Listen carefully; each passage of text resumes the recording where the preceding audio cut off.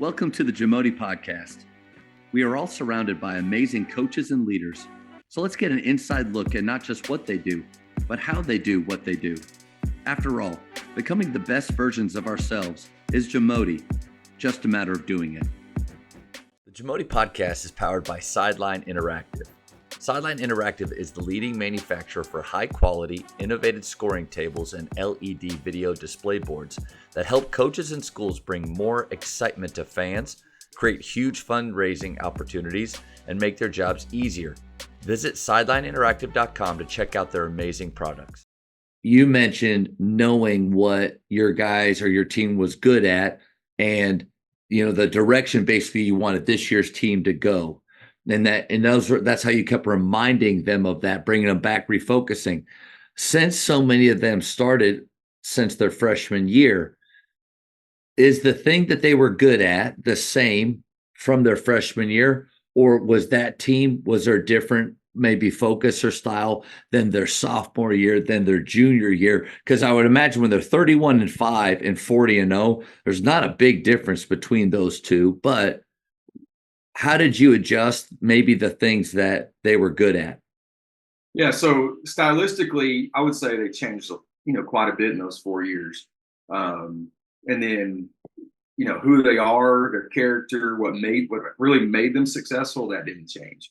But let's go back. So when those guys were eighth graders, had a good group, senior group, right when COVID hit. 9 of them graduated. I would consider myself like a motion coach, like Bobby Knight, screen, read and react, primary cutter, second cutter. And I think we had a pretty good motion team. And then you go into COVID and all these young kids, and you're bringing back, I think we brought back 6 or 7 points their freshman year. And I knew right away, like, I don't have time to teach these young guys motion. But then you look at them and you're like, I think we'd be really good at ball screens. So we just kind of jumped all in on ball screens and started running the ball screen continuity offense. It was really good for us for a couple of years. It was like our base, empty side ball screens. And we could just kind of, in some way or another, just mastered it where you really couldn't take everything away. And then, that year, we kind of with these young guys, there's only so many. They haven't learned how to play defense, and there's so much you have to do on defense. Playing a team that can run, playing a team with bigs, guarding the post. So we ended up being multiples on defense, and then really their sophomore years when we really hit our stride with the ball screen stuff, and we ended up playing a lot of zone that year because I don't really know why. We just ended up being good at it, and then going into their junior year. We were just better for whatever reason, whether it's the way that the offense, their comfortability with the offense and defense, or just the maturation of a player. But we ended up not being any good at zone defense. We were awful at it. It was unexplainable. Yeah. I had this playlist and it was entitled, "This is Why We Don't Have Nice Things."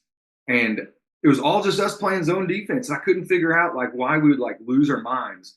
So we just quit playing zone defense and we were terrible at it. I don't know why. And so we do it for a handful of possessions. And I'd sit here thinking I think to win a state championship, I think we're going to need a zone defense at some point. But I can't just sabotage our team. We're terrible at it.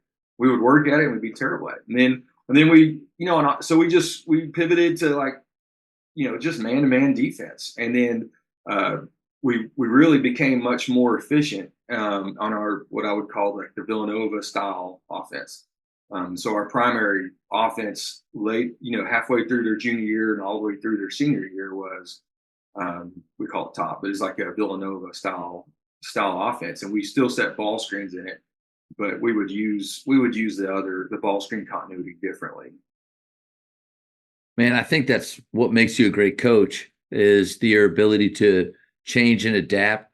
Also having the self-awareness to realize man, for some reason, this just isn't good. This isn't right for us.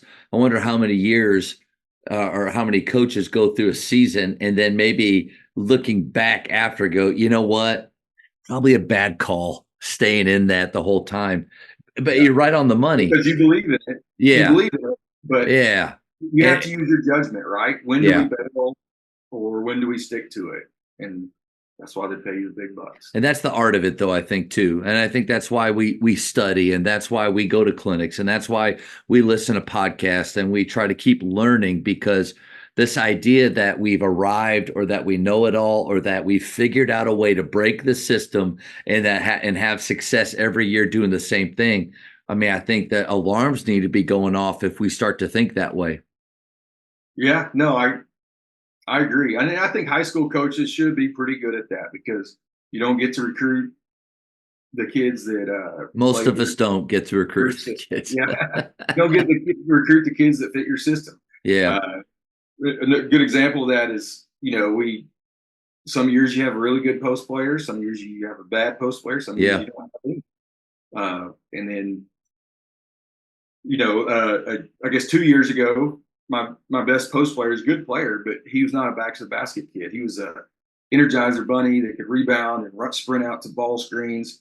And then the guy that was playing behind him was a sophomore, just kind of developed really well. He's a really skilled back to the basket player. So we went from having, I mean, 2019 was the last time we had a post player we would throw the ball to on the block. And now we have, the first team all state tournament MVP back to the basket type of post player. So Yeah. we're using them a lot differently we're playing differently than we were then. Yeah, I think you got to be careful. And I just kind of jotted this down. Is it an individual or is it the team? And what I mean by that is, like, if you look back, we've been a 3-2 zone Yeah. team for about 4 years now. Yeah. Before this year, we were all, like, from golly, like 2020 to the start of this year. I think we'd run like 2 possessions of man Yeah. in those 2.5 years. But looking back at those teams, was it that I taught the zone so well? Or was it that, especially in that type of zone, the middle guy, we happen to have a couple great middles, year after year. Like, they were brothers, and one was older, younger. So the younger one took over. They were both great at it. And then we had another guy who's behind him. He took over. He was great. Well, we go to our zone this year, and to your point, there's something missing. And, Yeah. like, we have different personnel obviously on the floor, but it's the same rules, it's the same concepts. I'm not different, but if that's where you got to be careful. It's a mixture of those two things. It's how you teach it, yes, but it's also the pieces and the dudes running that. And the moment you realize, man, we're just not that great at it. I'm thankful that one of our guys in a halftime of our first couple of games this year said, "Coach, like, what do you think about us just going man on them?" And in my head, I'm thinking, I don't think you understand what you're asking, because we haven't spent a lot of time on that. We've only worked on Are you 11. going to guard a down screen? Yeah, yeah. But there was a competitiveness that sparked this year's team. But then again, but that's the idea. Like, I think, I think you jumped on something big, which is uh, they have to believe in it too. yeah, And like you have to believe in it when you're teaching it, and they have to believe in it when they're running it. Because if it's not working and they know it's not working, they're going to play less inspired. And if they don't know how to fix it, they're going to play less inspired. So I can't tell you how many times I've been in a huddle. I've been like, "What do y'all want to do?" Because, like, this will work if you play hard, and this will work if you execute. And they'll be like, "Coach, we want to play man defense," or "Coach, we want to run this on offense." And lo and behold, they play with a lot more conviction when they believe in it. So I think that's the third thing. yeah, that's huge right there. And just because you empower your team Yeah. to make some decisions doesn't mean that you've lost control. And I think if anything, that a great sign of maturity is the ability, as the person that is in charge, to be able to give up some of those decision-making moments. Yeah, I think you probably start by giving them options, and then You can do this or this. yeah, like, is it 3-2 or a 3-2? No, but and then do what we do, and then like with our group, had a lot of experience. The kids were saying what I would be saying anyways, and so a lot of times I let them coach, but just listening, making sure they're saying what I would say.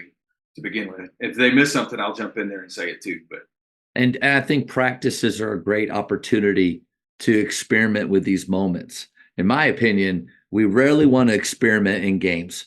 We rarely want to try or do something that we've just never done before. And when I say like we haven't worked on man a lot, obviously we start with some man-to-man principles. Yeah. We have man-to-man in our tool belt. 11 or 3-2 is just something that we have been pretty much sold out on. And I feel like it's been good for us. But then we completely flipped the script to where there were a bunch of games we never even went to it. But then maybe that's the nice thing about having multiple things to go to. And I've never been really good at this. I'm more of a, well, this is our way. We're just going to make it work, kind of a Loyola Marymount type idea. But there's games or times where, man, you make a big change and it just completely alters the way the other team is playing. You are prepared, but I think you don't know if your team can do those things if you're not trying it out in practice. no, I agree. And there's a lot of coaches who hurt their team by being stubborn. So it just takes a lot of judgment to determine whether or not, hey, I believe in this. When do we stick to it, and when do we not? Because a lot of coaches have also jumped ship without ever teaching it, and jump ship, and then they're a zone team, then they're a pressing team, and then they're a pack line team, all in the same season. And neither one of them is the right way. The right way is to like get whatever it takes to get your team playing the best. And so, like you mentioned, personnel matters, expertise matters, and then like their faith in it matters as well. Thank you for checking out today's episode. Please take a moment to subscribe to this podcast, share it with your fellow coaches, and find us on social media for what's coming up next on the Jamodi podcast. It's just a matter of doing it.